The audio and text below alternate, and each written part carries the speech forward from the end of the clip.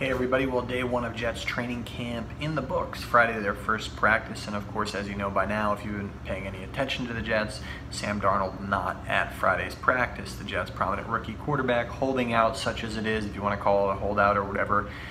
He has not signed his rookie contract, in a bit of a squabble with the Jets over that contract. So when does this become a big deal? That's sort of the primary question at this point for the Jets and for Darnold. But the bottom line is he should not try to pull a Joey Bosa with what the Chargers defensive end did a couple of years ago in terms of holding out after being a high draft pick as well. First of all, it's not even comparable because Bosa's a defensive end, Darnold a quarterback. Bosa held out until late August. He wound up missing the first 4 games with a hamstring injury and had a very strong rookie year and had a very strong second year. It looks like he's going to be a great player. And Darnold could go down that path as well. But the notion that Darnold could show up in even middle August or late August and do anything of substance with his rookie year as a quarterback is crazy, or it seems crazy at least at this point.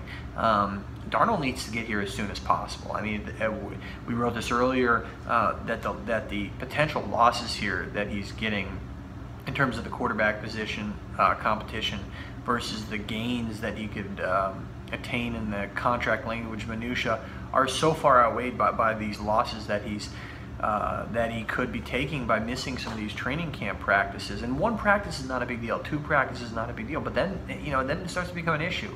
I mean, the Jets' first preseason game is 2 weeks away from Friday, their first training camp practice, and they had exactly 10 practices, including Fridays, before that first preseason game. Now they're down to 9 practices. If Darnold does not practice Saturday, that's 8 practices before their first preseason game, including the green and white scrimmage, because you have to count the off days in there, and they don't officially have a full practice the day before the green and white scrimmage, just a walkthrough. So that is a day of learning, and there are days of learning in there for him outside of those full practices, but just the 10 practices because of the off days, 2 weeks before the first preseason game, and we're already inside of those 2 weeks.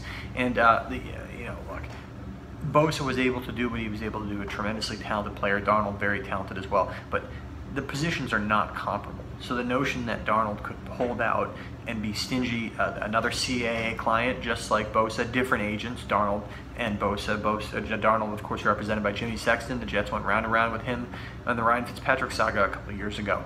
But Darnold needs to get in camp, I mean, as soon as possible at this point. He's costing himself valuable experience, and he really should not be looking to what Bosa did. If he is, it's crazy, but what Bosa did as an example of a potential path to follow. Darnold needs to get in camp, and he needs to get in camp as soon as possible.